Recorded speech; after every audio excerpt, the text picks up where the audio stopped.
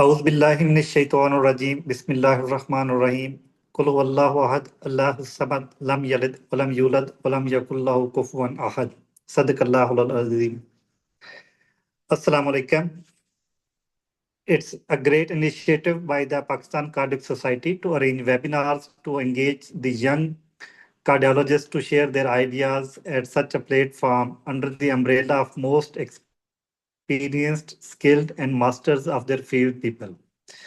Pakistan Cardiac Society earned this credit to continue medical education. As you all know, that cardiology is a field governed by the latest guidelines, which are updated from time to time in the light of recent researches.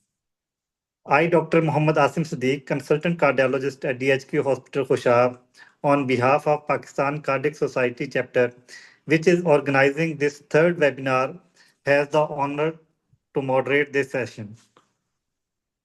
I welcome from the core of my heart to Professor Dr. Raj Kumar, the President of Pakistan Cardiac Society, and Professor Dr. Sayyid Tahir Shah Sahib, who is the coordinator of this webinar series, and all the district learners. It's an honor for us to have Professor Dr. Zubair Akram Saab as expert panelist with us, whose name does not need any introduction. Sir is the teacher of teachers and currently heading Pakistan Society of Interventional Cardiology. Then we have expert panelists including Dr. Abdul Jabbar, Associate Professor of Cardiology and Head of the Department at Lady Reading Hospital, Peshawar. Professor Dr. Shahzad Aslam, Head of the Department Cardiology, Niazi Medical and Dental College, Sargodha. Dr. Gulshan Ahmed, Consultant Interventional Cardiologist at Mubarak Hospital, Sargodha. Dr. Vakar Bajwa, Consultant Cardiologist, Khatmun Nabiyeen Hospital, Sargodha. And Dr. Niaz Ahmed Badeen, Senior Registrar Cardiology at Niazi Medical and Dental College, Sargodha. Our today's speaker is Dr. Maria Andleeb, consultant cardiologist at King's Hospital, Sargodha. Without taking much time, I would like to request Dr. Maria Andleeb to add pulse to today's webinar. Over to you, Dr. Maria Andleeb. Assalamu alaikum. My name is Dr. Maria Andleeb. Today, the topic of presentation is non-ST elevation ACS in the light of recent guidelines, ACC guidelines. First of all, the classification of acute coronary syndrome. ACS is divided into two categories, ST elevation MI and non-ST elevation MI. In ST elevation MI, there is completely occlusive thrombus that leads to changes in the ECG, ST elevations. And if we found ECG changes like ST elevation on ECG, then we don't need troponins. And the second category is non-ST elevation ACS. Non-ST elevation ACS, there is partially occlusive thrombus that leads to two types of changes on the ECG. It might be ST segment depressions, might be T-wave inversions, might be a normal ECG. And then we do the labs like troponins. And if the troponin is raised, then this is non-ST elevation ACS. And if troponin is not raised and there are ECG changes and there are symptoms of MI, then we call it unstable angina. Today, our topic is non-ST elevation MI. Actually, the definition is that it occurs at rest or with minimal exertion, and usually it is lasting more than 20 minutes if it's not interrupted or treated by nitroglycerin. And it is severe and described as frank pain and of new onset. It occurs with crescendo pattern, more severe, prolonged, frequent than previous, and with or without ECG changes. If this is the definition of unstable angina, if there is unstable angina with evidence of myocardial necrosis on the lab, like release of cardiobiomarkers like troponin, then it is called non-ST elevation ACS, non-ST elevation MI.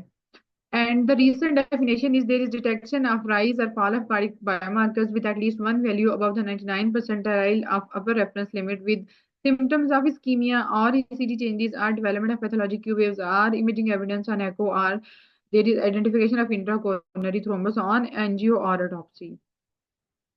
And if we talk about pathogenesis, then there is disruption of an unstable coronary artery atherosclerotic plaque with associated partial or complete coronary artery thrombosis and or microemboli resulting in diminished blood flow to the myocardium and subsequent myocardial ischemia. In ST elevation MI, there would be complete occlusive thrombosis, and in non-ST elevation MI, there will be partially occlusive thrombosis. Then we talk about pre-hospital management. If we suspect a patient is having ACS patient, then the class 1 indication is that we will get ECG within 10 minutes of the first medical contact. If the ECG changes are suspicious and are if it's a non-diagnostic, then we keep the patient on serial ECG. This is again class 1 indication. There is a scenario, 58 years old male, he came to the emergency department with central chest pain for the past 2 hours, and the pain is pressure like radiates to left arm and widely stable. Immediately ECG was done and it was normal. But patient is persistently complaining of chest discomfort. Then what would be the next step? Number one is that as we have said that if ECG is not diagnostic, then we will repeat the ECG in 10 minutes. And if again it came out non-diagnostic, then posterior lead ECG is again another option, and send a troponin.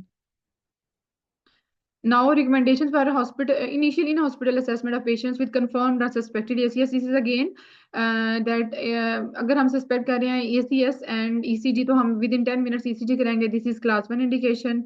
If initial ECG is non-diagnostic, then serial ECG is again class 1 indication. And if cardiac troponin in the case of non-elevation MI is class 1 indication. And if cardiac troponin again came, if it also came non-diagnostic, then we'll repeat the cardiac troponin. If the high sensitive, then the time interval is 1 to 2 hours. If it's conventional, then time interval is 3 to 6 hours. As we have diagnosed the patient now, we will use stratification tools to select the patient whether it's high risk, low risk, or intermediate risk. And we use 2 types of tools: gray score and TMID score. Most commonly used is TMID score.